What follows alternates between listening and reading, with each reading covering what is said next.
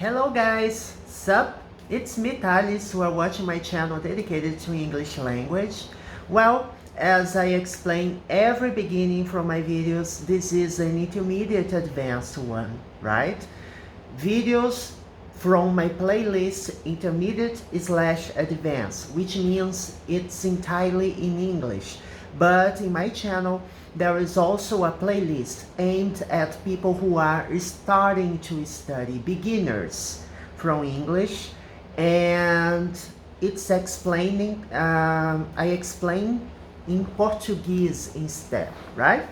So, Portuguese explanation of English grammar topics, you may watch the basic playlist, or if you prefer, the intermediate advanced, which is entirely in English, which is the case of this video.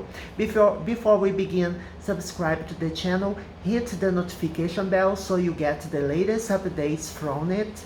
I upload videos almost every day, and we have more than 350 videos available already. So we are almost reaching the mark of 400 videos. There is much content. There are a lot of videos available, so you can watch, have fun, and learn English with me, right? We cover here from basic to advanced. Today's video is about the verb dare to be.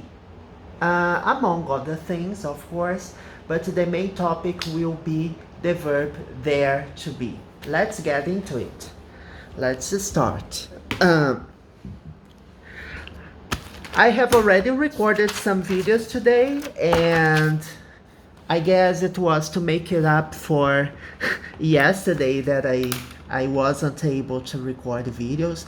Yes, I was able, but I was tired.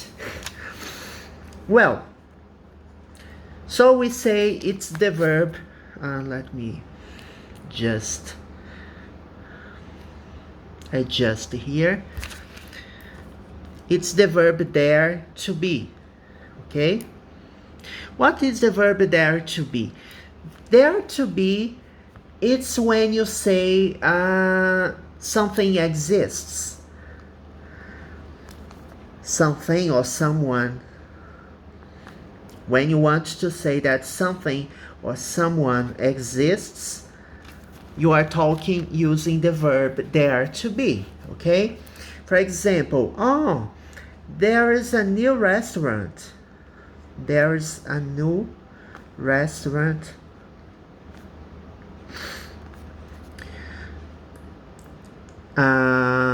near my house, or near my home, right? Not my house, near home. You can say near home because it's implied that it's close to your house. It's not necessary to say near my home. So there is a new restaurant near home. You say you are talking about something that didn't exist before and now it exists, but not necessarily you have to use it for something new. Theirs. What is theirs? There is or there are. There is when you have a singular noun following, and there are when you have a plural noun. Okay, so this is the rule. And remember, this is the present simple or simple present tense when you talk about situations in the present, okay? In the simple past, you use there was, there were.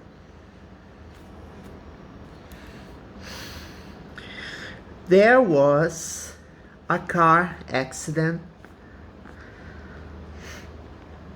this morning. So I was driving back home, for example, and I saw a car accident. That's the reason I came back home late. So somebody is asking me what happened, why I was late, the reason I was late, and I say, oh, there was a car accident this morning, so that's why, that's the reason I'm back home late. There was. simple past or past simple. There was when you have singular nouns, and there were when you have plural nouns. Okay? So that's the rule. Present, past. It's very straightforward. It's no big deal. You can also use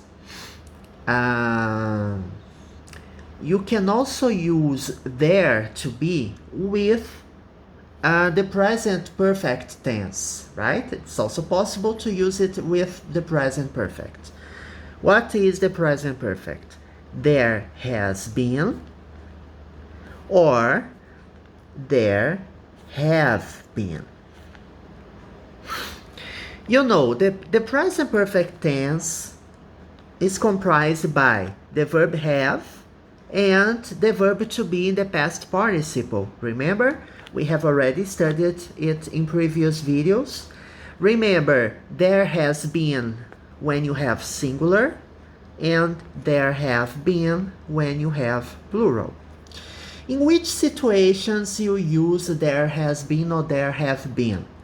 When you talk about situations connected to the present, right? It's the very same context you use in a present perfect tense. You use in situations, events, or happenings when you have a situation in the past connected to the present. There have been many complaints lately. Okay, so for example, I work for a store, right? I work as a clerk in the store, and people have been complaining about the quality of the products there, for example, or the quality of the service they give there. So the boss comes and gather everyone, make a meeting. He makes a meeting, right? Involving everyone from the store, and say, oh, there have been many complaints lately. I want to know what's going on, what's happening, because we need to improve this situation. We need to find the root of the problem. So there have been many complaints lately.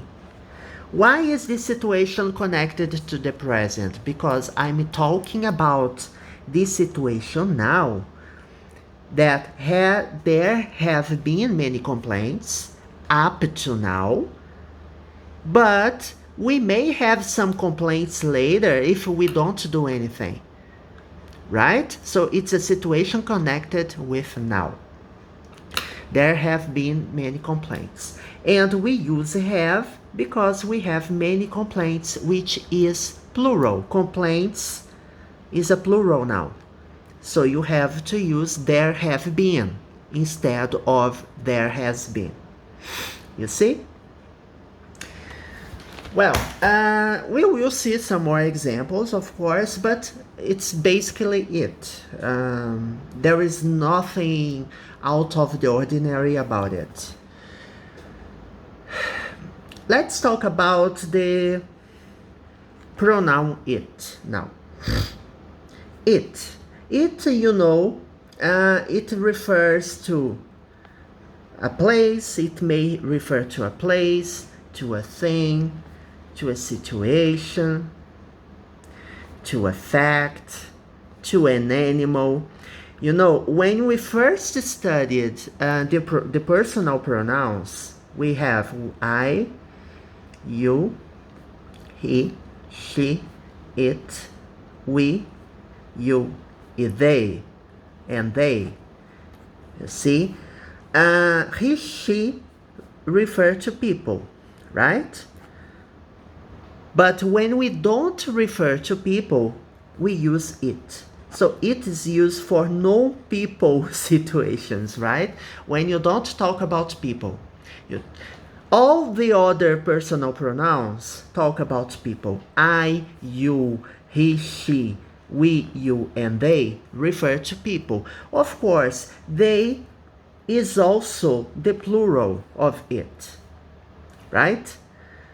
When you say they, it may be plural of he, of she, or of it, right?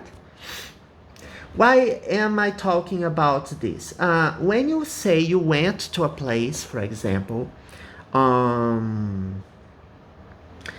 I bought many things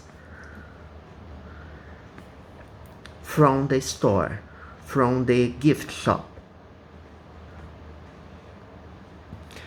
I bought many things from the gift shop, right? So I went to the gift shop, I was traveling, and I wanted to buy some mementos, some gifts to give my parents, for example, or my relatives, or my friends.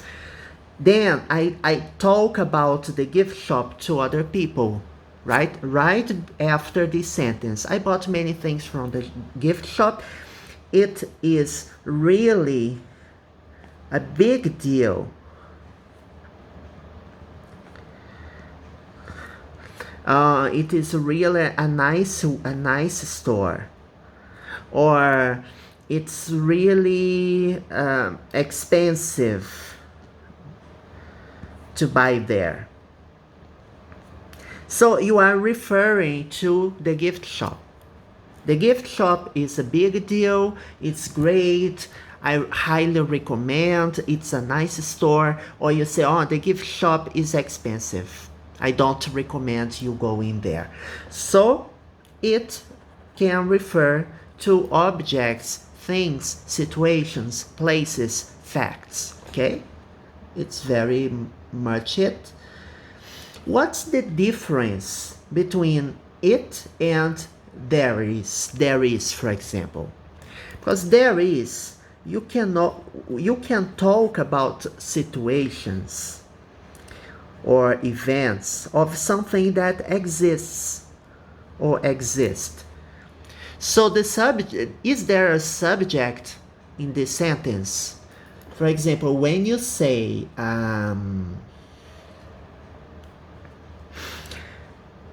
there isn't much to be done about this problem.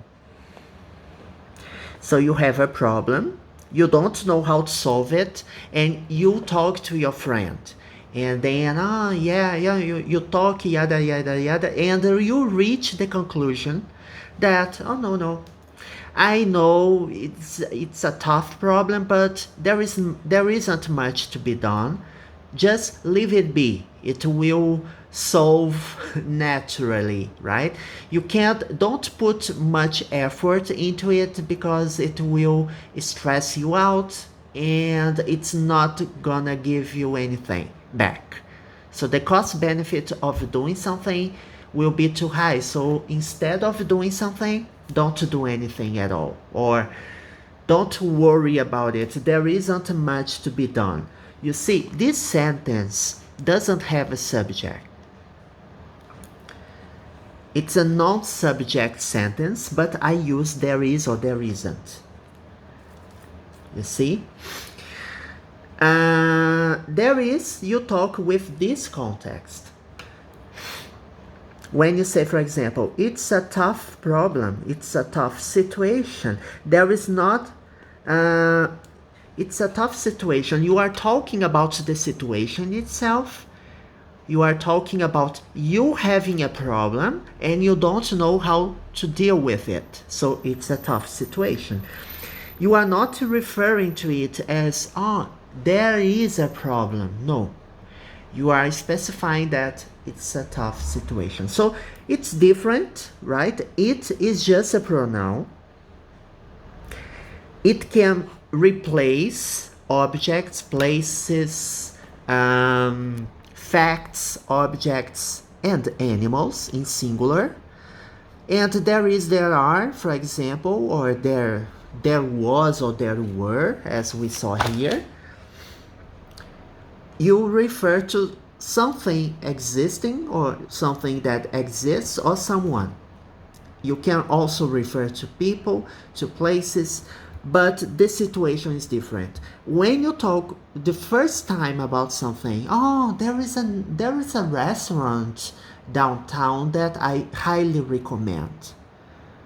So you don't say it's a newer restaurant. No, the first time you talk about something, you refer to it as there is or there are, for example. But the second sentence, then you can talk, you can say using it. For example, there is a new restaurant near home. It's really cheap. It's a really nice one. The food is great there. So you see, the approach is different. First you talk using there is or there are, and then you use the pronoun it. Okay, people, that's it.